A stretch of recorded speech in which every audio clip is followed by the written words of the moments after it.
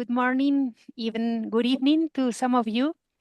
Welcome and thank you for joining us today for this webinar on Disability Inclusive Financial Services, a new frontier for inclusive finance. I'm Gabriela Erice from e-MFP, and we are truly delighted to be hosting this webinar that we are co-organizing with our member, the Barrier-Free Finance Initiative.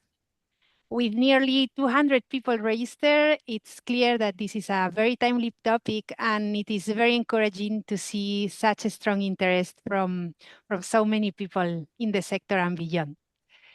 At TMFP, our mission is to bring together the financial inclusion community to foster knowledge, build partnerships, and shape the future of financial inclusion. And today's webinar is an excellent example of that. This is a space for dialogue, learning, and for a shared commitment to ensure that no one is left behind. This webinar is also very special to us because it builds on a significant milestone that took place just a week ago during the Global Disability Summit in Berlin. And we are very, very proud that for the first time, several sector actors, including BFFI, Humanity and Inclusion, Grameen Foundation, World Food Programme, the Alliance for Financial Inclusion, and e-MFP, we all joined forces to issue a joint commitment on advancing disability inclusive finance. This commitment sends a strong message, and this is that financial inclusion must extend to everyone, including the more than 1 billion people with disabilities worldwide, many of whom remain systematically excluded from financial services. You'll hear more about this exciting commitment during the session. Well, thank you again for being here. A big thank you to Paul and Alison from BFFI for their passion and effort in bringing this event together. To my colleagues, Anais and Fernando, who have made sure that everything will run very smoothly and we'll have a great experience. And of course, to all our speakers for your time and willingness to share your experience with us today. I wish you a very insightful session, and I look forward to working with many of you to make our sector truly inclusive. Thank you, and the floor is yours, Paul. Thank you, Gabriela. Hello, everyone, and thank you very much for joining us today. I hope you're having a good day. Mine is starting here in San Salvador. So my name is Paul Suro. I am a white male with short brown hair in my early 40s. Today, I am wearing a white shirt and blue headsets. And for those who wonder why I introduce myself in that way, this is a common inclusive practice to provide essential information for people with visual impairments. I have worked in the inclusive finance sector for the past 15 years. And this said, it's only after experiencing disability myself that I truly grasp the barriers people with disability face in accessing financial services. These challenges, and more importantly, the actions we can all take to overcome them, are at the heart of the Barrier-Free Finance Initiative, a non-profit organization my colleagues and I have created to advance this important topic. This is the purpose of today's webinar, to raise awareness and foster engagement to ensure that financial services are accessible to everyone. Next slide, please. So to inspire you, we are pleased to have brought together an amazing and diverse group of professionals, each deeply committed to making financial systems more inclusive for people with disabilities. So our panelists are Mr. Royce Merslands, professor at the University of Agder in Norway, Ms. Manessa Oduru Frimpong, manager of the Financial Stability Department at the Bank of Ghana, Ms. Céline Trublin, Economic Inclusion Specialist at Humanity and Inclusion, and Ms. Julia Corbalan, Global Operation Manager at the Poverty Spotlight Fundación Paraguay. So before handing the floor to them, allow me to briefly introduce a few concepts related to disability inclusion. This to ensure we all share a common understanding of what disability inclusion is about. Also, a few logistical notes. So this webinar will last for an hour. The Q&A features are enabled, so please feel free to submit your questions in the dedicated section. We'll address them either during the discussion or by email after the event, which is being recorded. Also, transcripts and closed captions are available, so please do not hesitate to use them at any point. Next slide, please. So let's begin with a quick poll to measure the scale of this issue. You should see a pop-up window on your screen with the following question. What percentage of the global population has a disability? Next slide, please. Yeah, so yes, this is the poll. So what percentage of the global population has a disability? Is it 3%, 7%, 12%, or 16%? So I'll give you 5 more seconds. Please do not ask Google. Okay, so from what I can see, the majority is on 16%. Maybe we can close the poll. Next slide, please. Next, yeah. So indeed, according to the WHO, 16% of the global population, about 1.3 billion people, live with disabilities. This is roughly 1 in 7 people, making this population the largest minority group in the world. And this statistics is just the tip of the iceberg. 80% of people with disabilities live in developing countries where access to basic services is often less accessible. Underlining gender equity. According to UN Women, up to 75% of people with disabilities in low and middle income countries are actually women with disabilities. People with disabilities are represented within all subgroups of the population and are typically among the most marginalized members within these groups. And disability prevalence is rising. 46% of people over 60s have disabilities. And with the global population aging, the demand for accessible solutions will only grow. Next slide, please. So first, how do we define disability? According to the United Nations Convention on the Right of People with Disabilities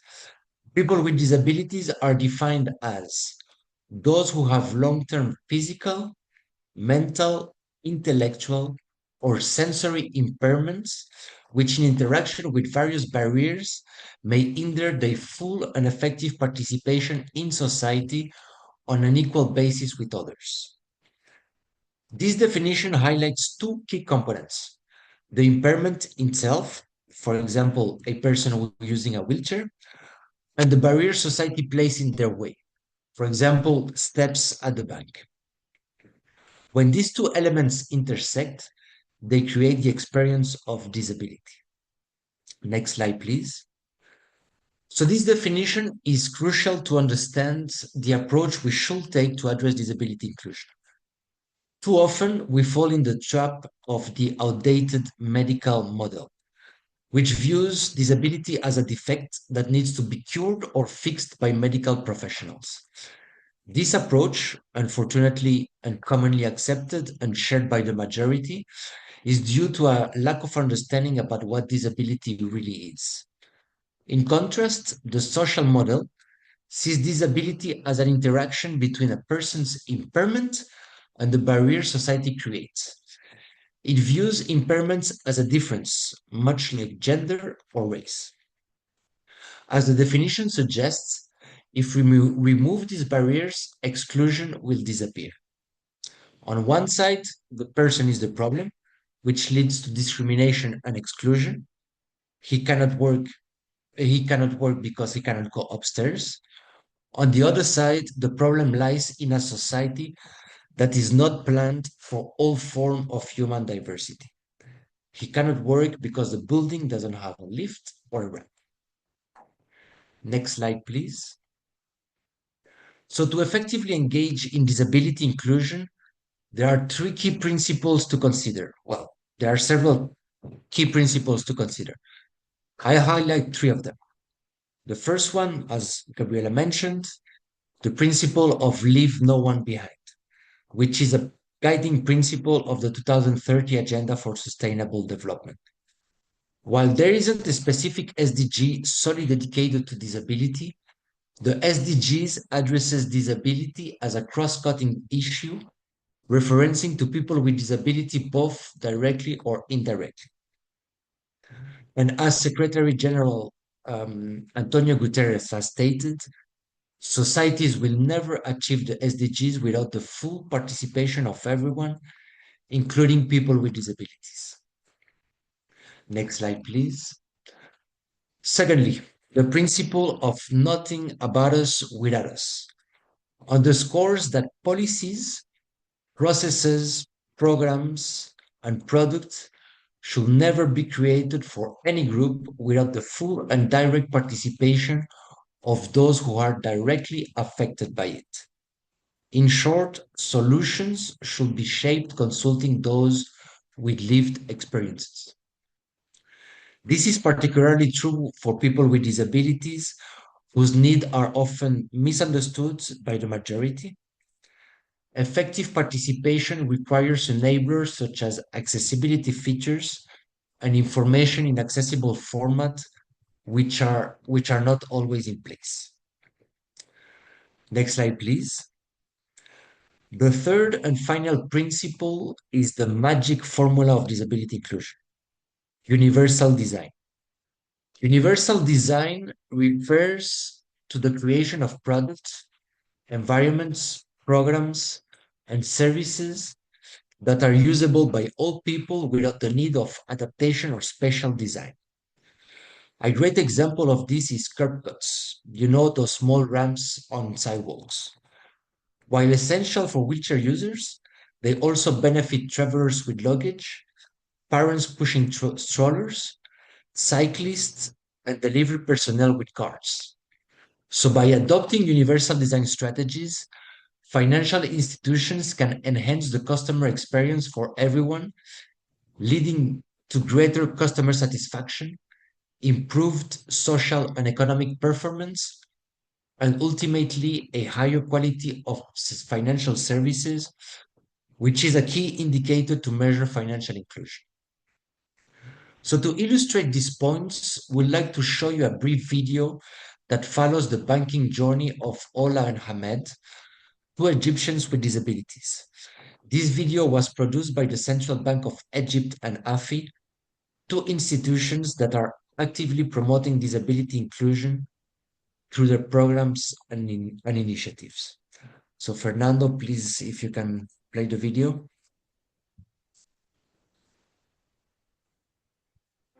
Meet Ola. Until recently, she had no way of accessing banking services without the help of a friend or relative. Ola forms part of 15% of the world population living with disabilities. For many of them, access to basic needs like education, transport and banking services remains a daily challenge. Luckily in Egypt, where Ola lives, things are changing. فكرة ان انا ادخل بنك وفرع بدون اي مساعدة من دخولي للباب في رمز لده مفيش حد بيفرض مساعدته الا لو انا طلبته. طبعا الاي تي ام نفسها حاجة حسستني بخصوصية لاول مرة اتعامل من غير بدون مساعدة. خصوصية فوق الخيال، خصوصية فعلا انا كنت بحلم بيها. Since 2021, the Central Bank of Egypt has been working with banks to expand access to financial services for people living with disabilities. It is crucial for the Central Bank of Egypt to economically empower the most vulnerable segments.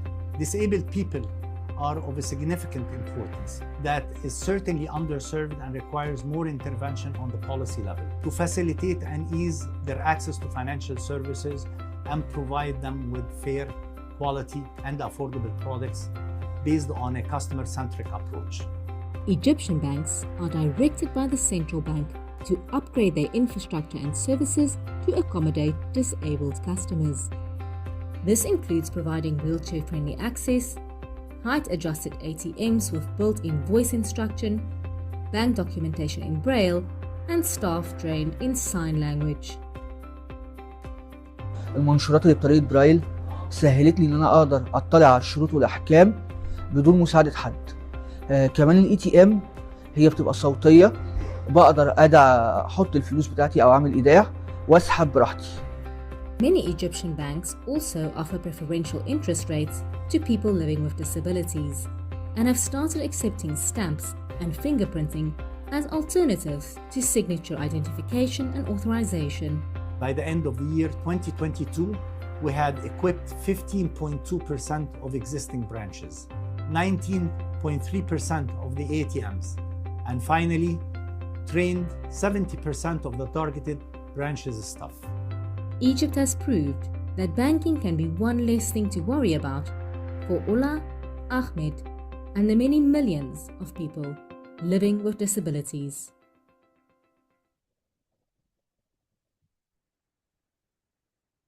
So, as you can see from this video, embedding disability inclusion in financial services requires an ecosystem approach and collaboration across sectors. So to illustrate this approach in practice, I'm very pleased to hand over the floor to Ms. Alison Thornburn, co-founder of the Barrier-Free Finance Initiative, who will introduce our first panelist. Thank you.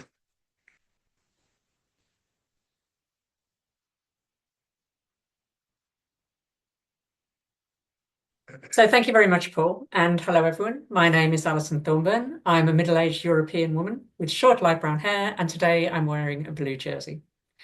So we're very privileged to be joined here today by 4 panelists who are experts, leaders and pioneers in their particular fields related to disability inclusive financial services. And I'd like to welcome them all here today. I'll ask each panelist to give a 5-minute summary of their experiences, and then we'll follow up with some questions. So remember, if you have any questions to ask the panelists, please post them in the Q&A section of the platform. So firstly, I'd like to introduce Dr. Roy Mersland, Professor of International Business and Development and Director of the Centre for Research on Social Enterprises and Microfinance at the University of Agder in Norway. Roy has extensive experience both as a consultant on disability inclusion in financial services and as the leading researcher in this field worldwide. So Roy, welcome, and please give us a brief visual introduction to yourself and share some of your key insights that you've gained from your research. Thank you. Thank you. Thank you. And thanks a million for inviting me. This is exciting. I've been involved in financial inclusion and microfinance for more than 30 years as a practitioner, consultant, and as a researcher. And I came into the area of disability and was amazed first time nearly 20 years ago in Eritrea. Later, I worked a lot in Uganda. And by the way, I'm a middle-aged, bald-headed man, close to 60 years old. So I'm getting too old, but it's still very interested in this. And we have been trying to put microfinance and disability and financial inclusion for the disabled population on the agenda for years. And the reason is that, as I see it, the disabled community is some of those who can benefit the most from microfinance services. But then I have a very different approach from many others because they tend to believe that improvement in life and improving life condition is about increasing average salaries or increasing average income. But improving our lives is about much more. It's about much more. And when it comes to economics, it happens to be about stabilizing very fluctuating incomes and expenses. And also what the self-esteem dimension that financial inclusion has. Because financial inclusion is about if I am able to save, I start believing more in myself. And if I am entrusted with a credit, then someone trusts me, and that also lifts me up.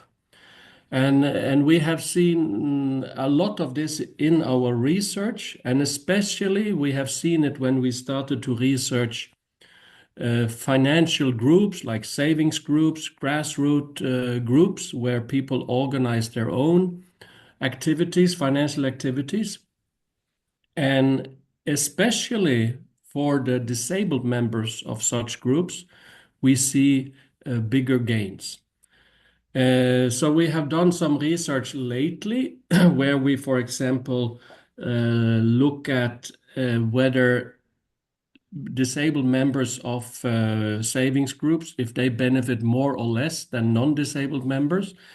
And in the data we use from Uganda, together with the National Union of Disabled in Uganda, we find that the disabled member have greater benefits. And they improve their involvement in entrepreneurship, and they improve their perceived livelihoods by being members. Then I can also refer to one of the studies we did in Uganda that was in the beginning, and we visited many microfinance institutions. And of course, we found that very few of their clients were disabled. And then we designed just a 1 hour training for the staff members in the branches. So we passed by the top management and we went directly to the branches. We met with the credit officers and we had a 1 hour training. And then we came back after around 6 months, and they doubled the number of disabled clients in just 6 months. So very small efforts, very big gains. What we now want to look at, and we look more and more at, is this self-esteem dimension. And we are just finishing some research, not with disabled members, but members of savings groups in West Africa. And we see improvement in self-esteem. So now what we now want to look at is, will we also see this when we study this for disabled members? And we want to find measures of capabilities, because one of my PhD students, he has studied how membership in groups, because in the group you get access to financial services, but also you get access to a group. You become part of a group. You get members, you become part of a network. And there he finds that enhances the perceived capabilities of the peoples, but both the perceived and the real capabilities. So thank you for organizing this. It's fascinating, and thank you for inviting me. Thank you very much. Well, thank you, Roy. And I think that's just so great to get your insights from your research. And what you've said, I think, really brings home the ultimate aim of why financial inclusion for people with disabilities is so important and how it can actually change lives. So thank you so much for that.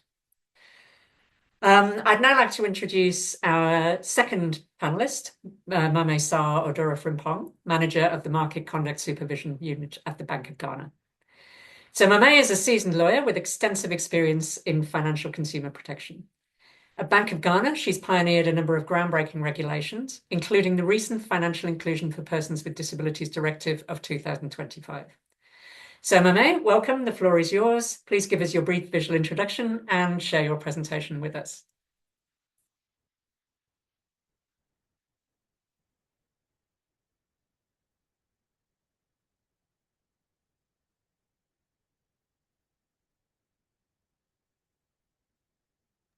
Hello, Mane, you're muted. Sorry about that.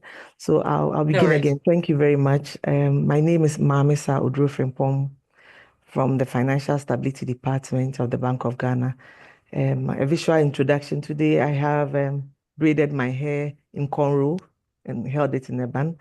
I have on a blue and gray striped jacket made from a traditional hand-woven fabric from the northern part of Ghana, known as fugu. It's woven by rural women in northern Ghana.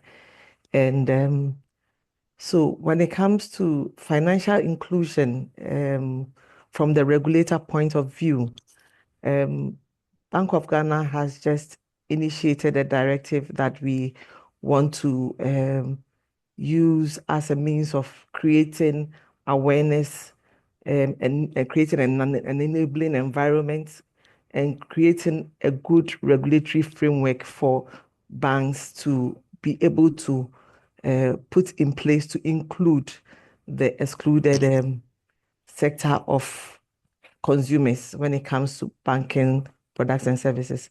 Can we just begin the slideshow, please? Yes, so we started with a needs assessment. In tandem with GIZ, we looked at what we have in place, and then we looked at the gaps. So you use stakeholder engagements, data collection and analysis, and PWD accessibility audits, assessing what banks have in place now and what we can also add to improve what is in place. Next slide, please. So the objective of the directive mainly is to foster equitable access to products and services, is to create a non-discriminatory environment, and to improve the physical and digital access that persons with disability have when it comes to usage of financial services and products. And the directive is divided into three main sectors. We have general requirements, specific requirements, and then remedial measures and sanctions. Next slide, please.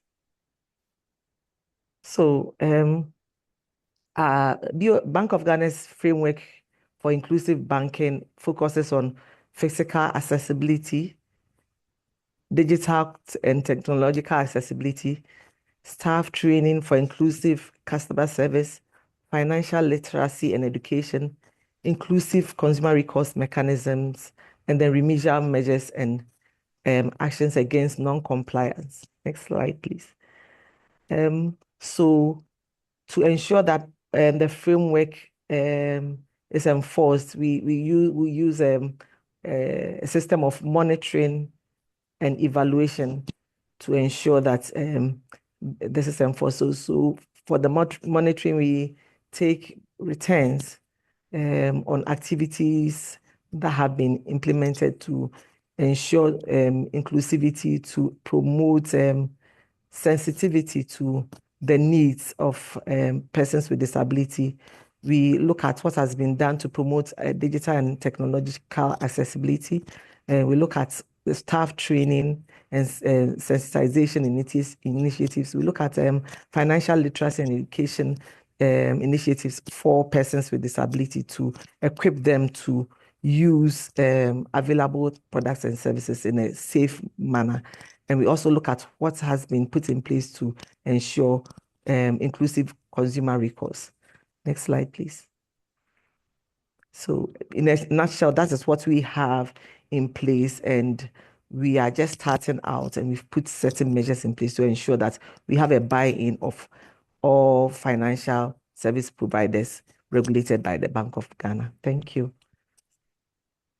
Well, thank you, Mame. And I think, just starting out is an understatement. I think, we really thank you for sharing this very comprehensive framework that the Bank of Ghana has actually put in place, which I think really illustrates the pivotal role of central banks and regulators in building this enabling environment for disability inclusive financial services. So I'd now like to turn to our next panelist, Céline Troublin.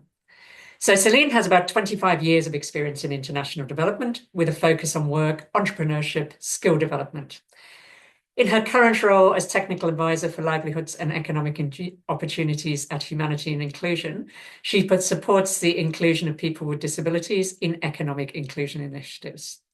So Céline, welcome to the forum, and please give us your visual introduction and share your introductory presentation with us.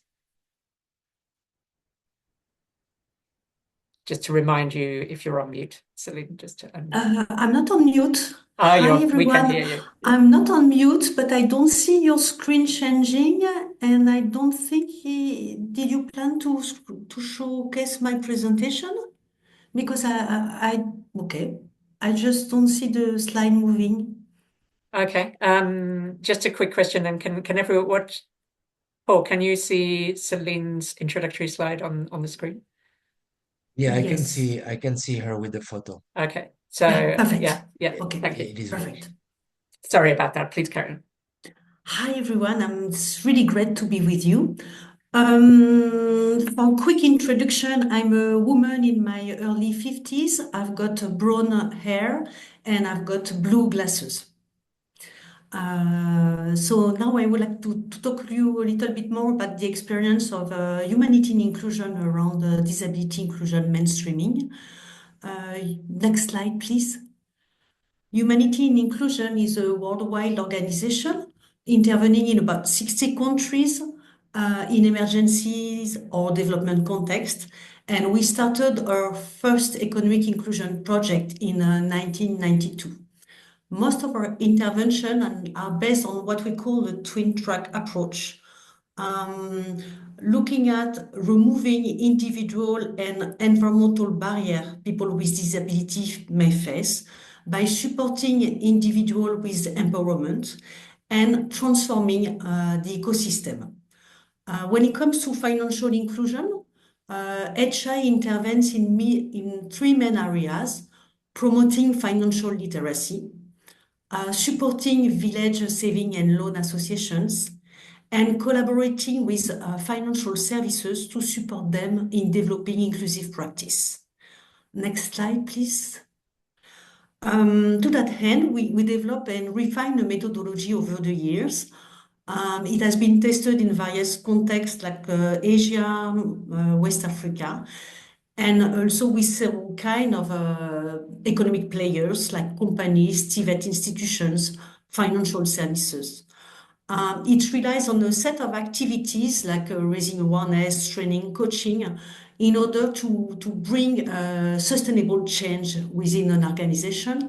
And we are focusing on 5 main areas: internal policies, accessibility, internal culture and HR, user participation, and partnership. Next slide, please. We implemented this methodology in Kenya, where we have projects in 2 refugee camp settings in Dadaab and Kakuma. And we realized that one of the major barriers refugees and refugees with disability were facing was that they were lacking the proper ID documentation to access financial services. So we organized a few raising awareness activity with bank officials, and they finally accepted to introduce some flexibility in the KYC requirement, and they accepted to use the UNHCR manifest as sufficient documentation. We work also with the bank to increase the capacity of the front staff to interact with people with different kinds of disabilities. One of our partners, Equity Bank, provided loans to 120 entrepreneurs with disabilities. In this example, there's some room for improvement. We realized that it was mainly persons with physical impairment who get access to financial services. So it means that people with other type of impairment might have been left behind. Additionally, the adaptation coming from service provider were quite limited and not fitting to the needs of people with disabilities. Next slide, please. In Philippines, we took another angle and we work with a company, insurance company based in Hong Kong, and they've got a branch in Philippines. And we work with this company to transform them into an inclusive employer. The rationale behind was that if they recruit internally people with disability, they might be encouraged to start to think further about the needs of the clients with disabilities. So we run several assessments in 2018, 19, and 18. We provided raising awareness session and trainings, particularly to human resources teams. And after 2 years, the HR teams reported an increased confidence in sourcing and recruiting people with disabilities. We also identified 66 focal points in the company, staff being permanently committed to promote disability inclusion in the workplace by providing trainings, contributing to internal events, or even being volunteer for providing financial education to to entrepreneurs with disabilities. FWD recruited 3 interns and 3 staff with disabilities while we were supporting them. Now the data might be higher because we stopped collaboration 2 years back. And they also established strong partnership with key disability inclusion players, and they contributed to national events for increasing the profile on disability inclusion. I will stop there. Thank you very much, Celine. I think that's a really great to hear about HI's quite a holistic approach to disability inclusion, and to hear about the learnings from your partnerships with financial service providers in the Philippines and Kenya. So I'd now like to introduce our fourth and final participant, last but not least, Dr. Julia Corbalan. An international development expert, academic and researcher, Julia is Global Operations Manager at the Poverty Stoplight of Fundación Paraguaya, a pioneer of disability inclusion in financial services. So Julia, I'd like to welcome you and ask you to give your visual introduction and share your experiences with us. Thank you. Hi, thank you. Thank you so much, Alison. Thank you, Paul, for bringing us on. We're extremely honored to be here. My name is Julia Corbalan, and I am from Fundación Paraguaya, the leading social enterprise in Paraguay, South America. Today I am wearing a white T-shirt, a Poverty Stoplight T-shirt, which is the beautiful place where I work at the Fundación Paraguaya. I am in my early 40s. I have long brown hair, and I'm feeling a bit nervous because you know, the commitment is very big.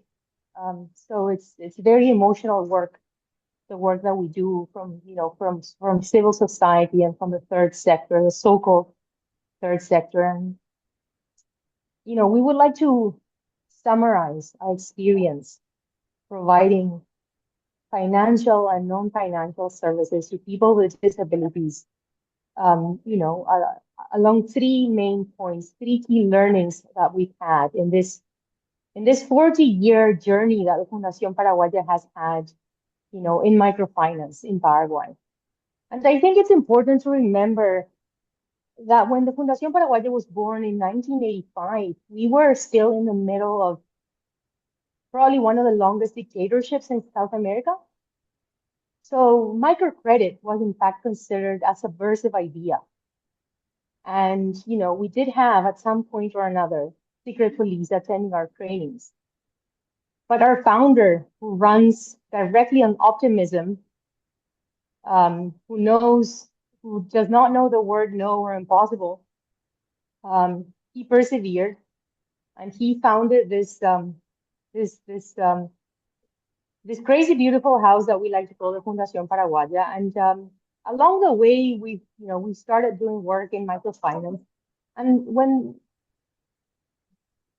when the opportunities came to, for instance, distribute wheelchairs through our network of microfinance branch offices all across Paraguay, we took those opportunities every single time.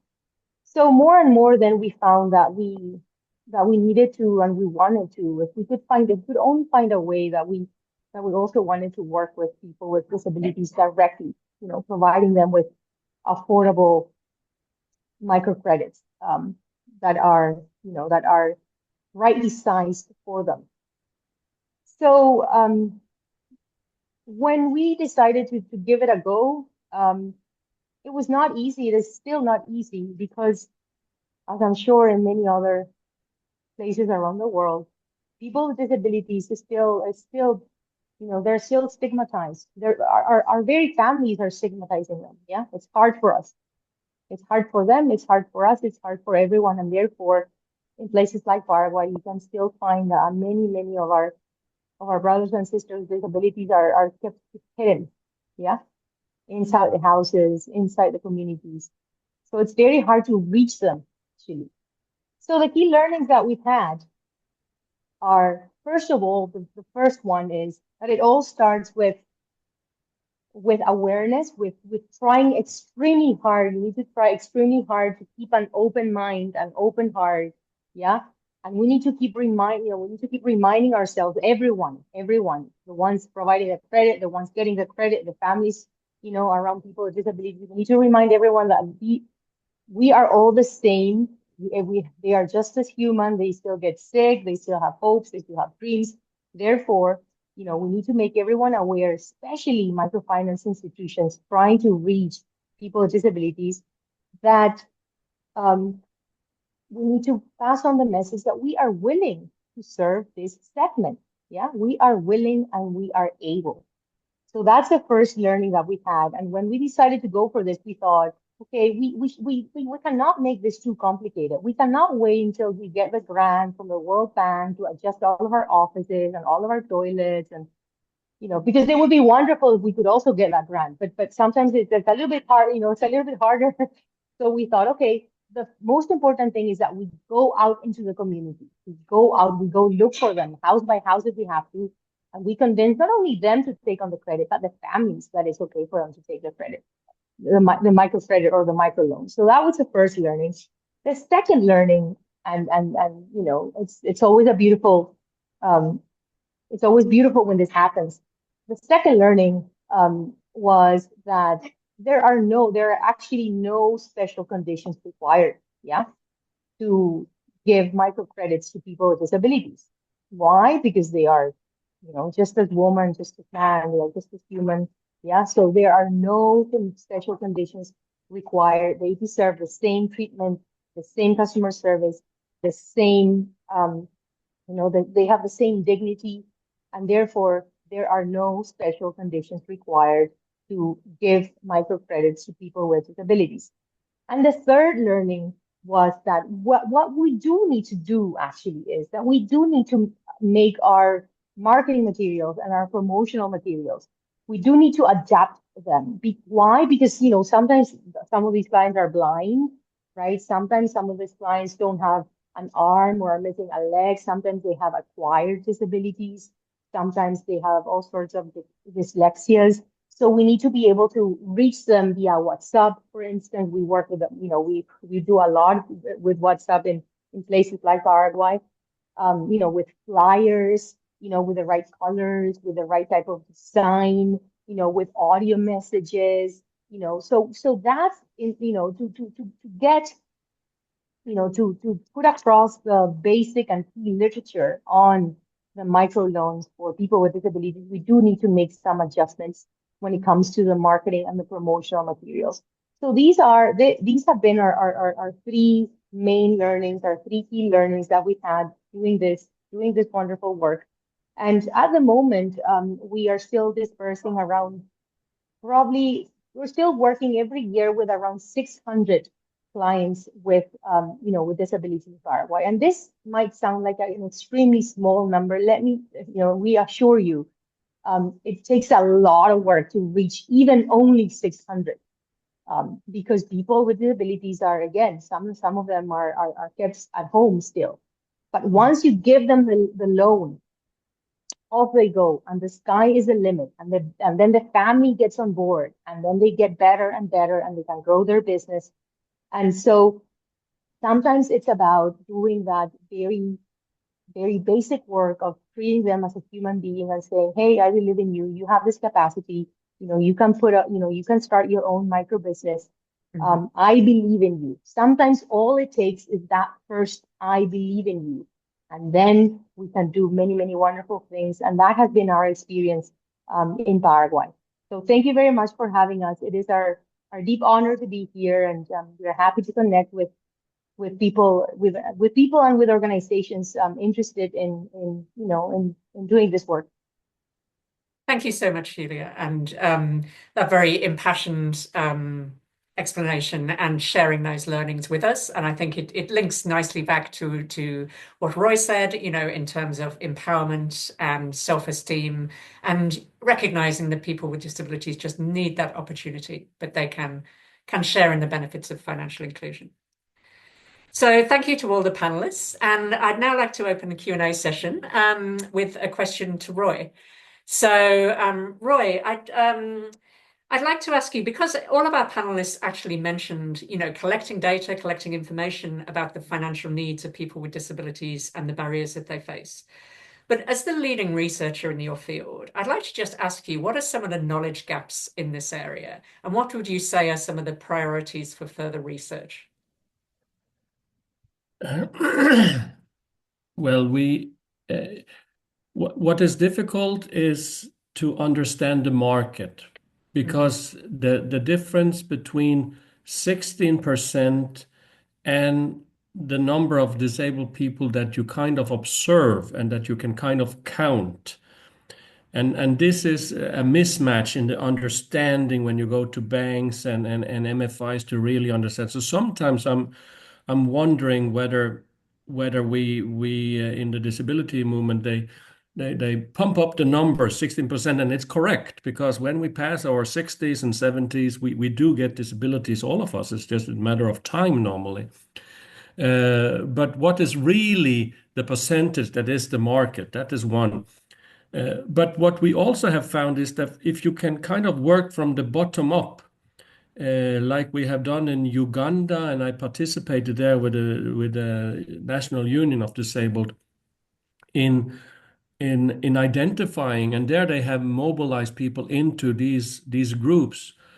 And the latest numbers I've heard is that they have mobilized more than 30,000 disabled people into these groups, then also together with non-disabled. So then you get the bottom up. So that is one of the things in research. And then what we want to study much more is also this, as I said, the capability. What happens when you are included? Not only financially included, but included in the society. What happens with you as an individual? Because even I personally am not a disabled person, but if I'm not included, if I don't have network, and when you study, for example, the happiness index, you see that what influences whether people feel happy or not, one of the main issue is network and friends and having connections with people. So. And being entrusted. So I want to, and we want to study more on this. We want to study more on the self-esteem effect, and we want to study more on savings. I think in microfinance there has been way too much importance given to credit, but credit is a very dangerous tool. So we have to be very careful with credit, because credit is a loan. It has to be repaid, and you will easily end up in a worse situation if we push credit on you. So understanding more also when to give credit and who to give credit, but also the power of savings. So these are just a few matters. I don't want to take up. I can continue for long, but we are many here. Yeah, I wish we could have more time with everybody, but yeah, those are some really interesting areas, and I hope there's some other researchers on the call who are thinking about some of these, and indeed other practitioners as well. So I wanted to pick up on that, and I think there is a linkage there in terms of that, just understanding the needs of people with disabilities. So I wanted to ask Celine about your work in Kenya. So as Paul said earlier, people with disabilities are present in all population groups. So, your work in Kenya was focused on the livelihoods of refugees. So I wanted to ask what actions HI and Equity Bank took to identify and engage with people with disabilities within that refugee population and understand their specific needs. Yeah, thank you. First of all, as much as possible, we always try to work with organizations of people with disabilities. So luckily, there were organizations of people with disability inside the refugee camps. We established also connection with OPDs at the national level. So that was the first step to identify people with disabilities. We also run needs assessment to understand a little bit more what were the needs of these refugees with disabilities.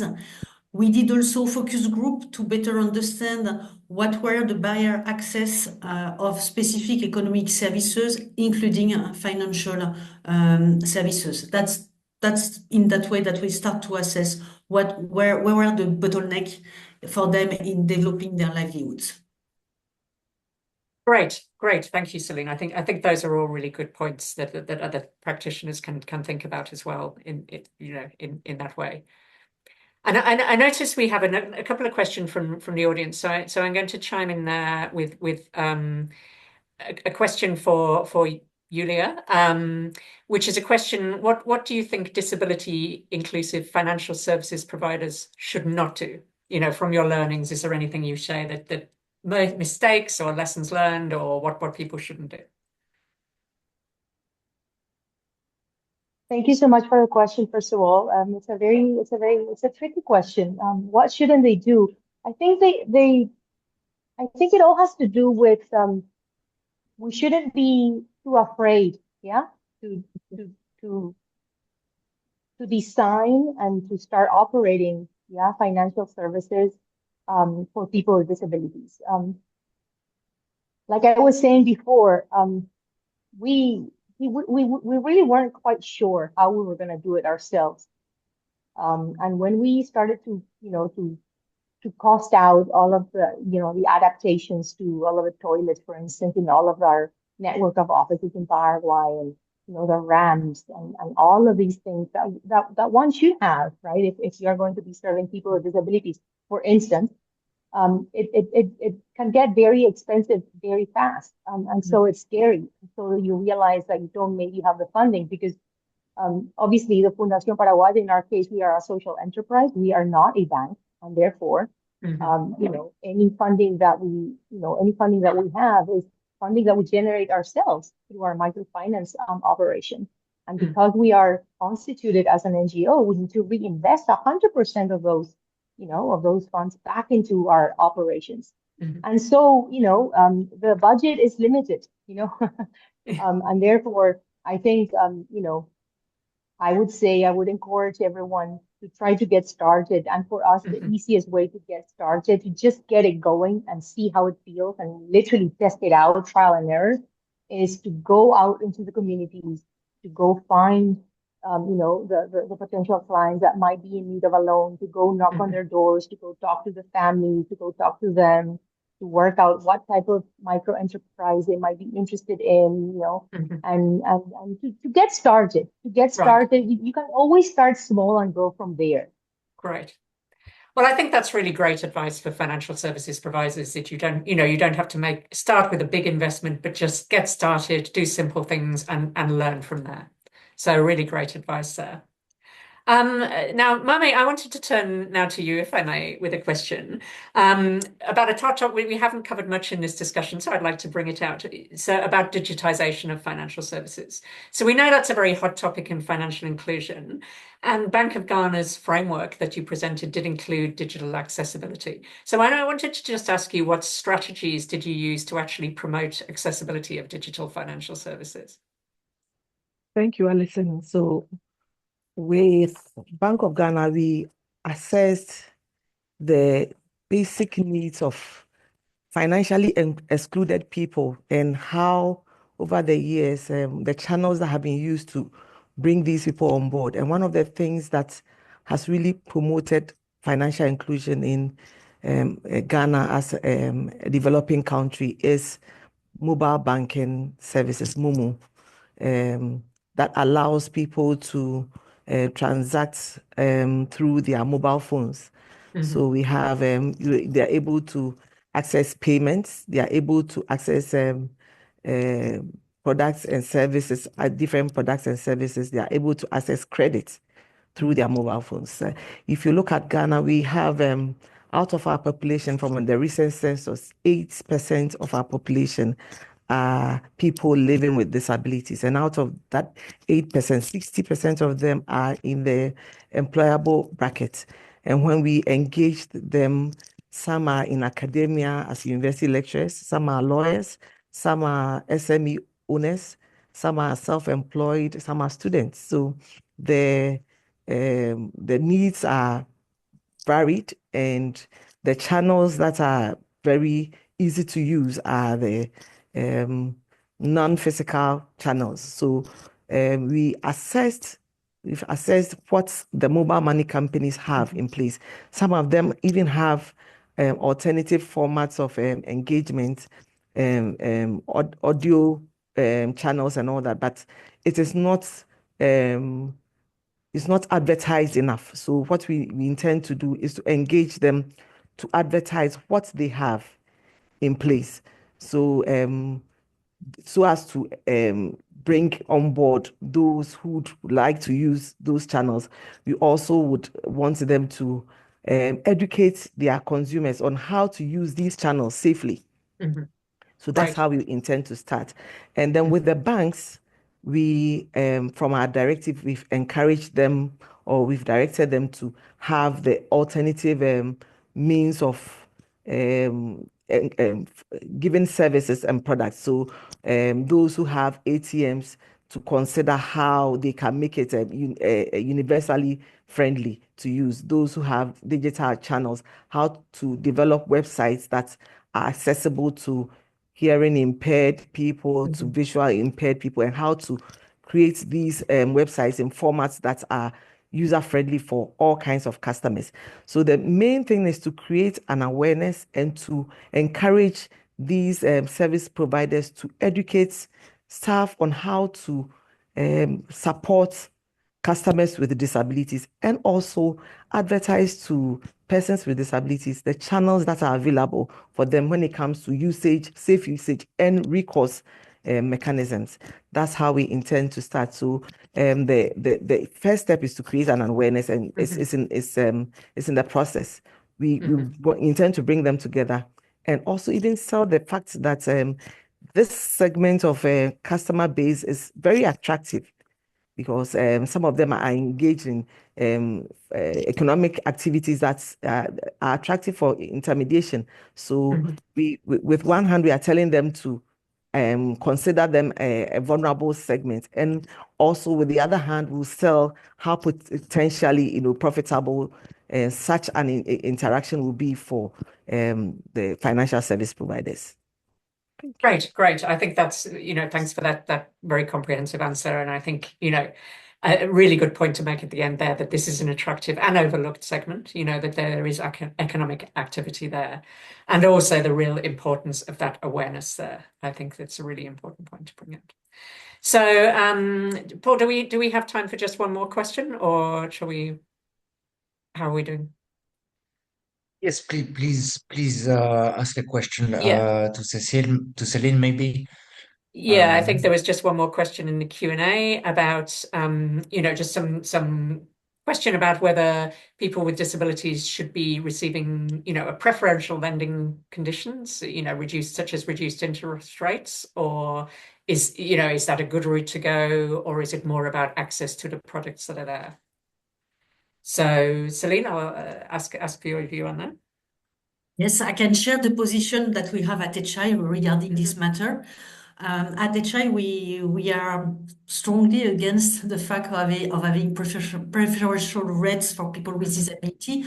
We consider that the financial product should be the same from everyone, because we want people to access to ordinary services and as less as possible to specialize unless when it's really necessary. And the idea is much more to reflect on how we can make sure people are first aware of the financial product, are able to choose from and to understand what it is entailed to. And in that case, financial education is really, really important. We want also to make sure that the process, that people going to the front desk and understanding the process and maybe simplification of processes, and making sure that at each step of accessing the product, there is some reflection on accessibility and reasonable accommodation that people might need based on their specific needs. So that's much more the position we are defending in our programming. And after, as I presented above, you can have reflection on the KYC you are asking, but we don't want to touch to the business model of the financial provider. When they create a product, it's already reflected and all the components are already taken into account. And that's not where we need to change the setup. Okay, great. Well, thank you very much for that. I think that's a really good direction, basically, in terms of it's more around accessibility than changing products. So I think this is such a great discussion. As I said, I wish we could continue further with all of the panelists, but unfortunately we are running out of time. So we will provide written answers to all the Q&A and send them out after the webinar. But at this point, I'd just like to thank all of our panelists for taking their valuable time to share these insights and experiences with us. And I think certainly I hope all the audience have learned a lot from that. And that, there's so much more to be learned. So thank you so much for sharing your time.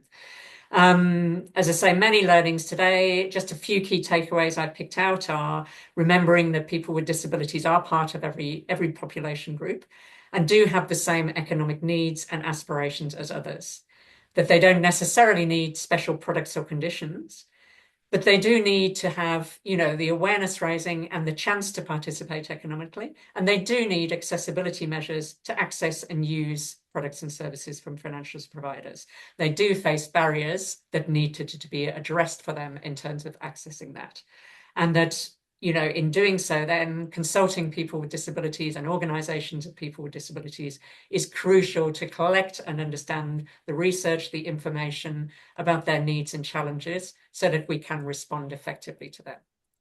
So thank you very much for all. And now I'll hand back to Paul to conclude the webinar. Yes, thank you. Thank you so much to our panelists for this insights that are not only inspiring, but also serve as a powerful reminder that as financial inclusion professionals, we all have a role to play in this mission. I think there's many topics that has been touched today, and maybe we'll try to organize session to deepen a few topics. But as mentioned, as financial inclusion professionals, we all have a role to play. So academics, as Roy, you can gather, analyze, and disseminate data on disability inclusion. This research and insight can really spotlight best practices and drive evidence-based programs. Industry associations, you can promote disability inclusion as cross-cutting topic, integrating this focus in your advocacy and capacity building services to members has the potential to mainstream disability inclusion. Support organizations and donors, you can lead by example by embedding disability inclusion components within the project cycles, from the design stage to the reporting stage, ensuring that inclusion becomes a measurable and integral part of every initiative you support can really catalyze change across our sector. Financial services providers, and we've seen this with the experience of Fundación Paraguaya, you can embrace the disability inclusion journey, adapting your infrastructure, both physical and digital, and providing information in accessible formats can address the systemic barriers faced by people with disabilities in accessing your products and services. This engagement will increase your customer base, drive greater customer satisfaction for all your customers, and provide a much needed opportunity to the largest minority in the world. Lenders and investors, you can integrate disability inclusion in your investment processes, completing an accessibility checklist during due diligence, adding inclusion-related covenants in legal documents, and collecting disability indicators can significantly leverage best practices and change behavior. Regulators and policymakers, and a big thanks to Bank of Ghana and Bank of Egypt for leading the way. You have the power to shape an inclusive financial landscape by creating incentive mechanisms and enforcing specific policies that promote the financial inclusion of persons with disabilities. This responsibility includes safeguarding customer protection through regulation that prevent discrimination and mandate inclusion. So next and last slide, please. So as mentioned at the Barrier-Free Finance Initiative, we are dedicated to raise awareness within the inclusive finance sector to ensure that people with disabilities are no longer excluded from the benefits and progress made during the last decade in financial inclusion. As mentioned by Gabriela in her introduction, last week in Berlin at the Global Disability Summit, we joined forces with e-MFP, the Alliance for Financial Inclusion, Humanity and Inclusion, Grameen Foundation, and World Food Program to announce a joint commitment to advance the financial inclusion of persons with disability.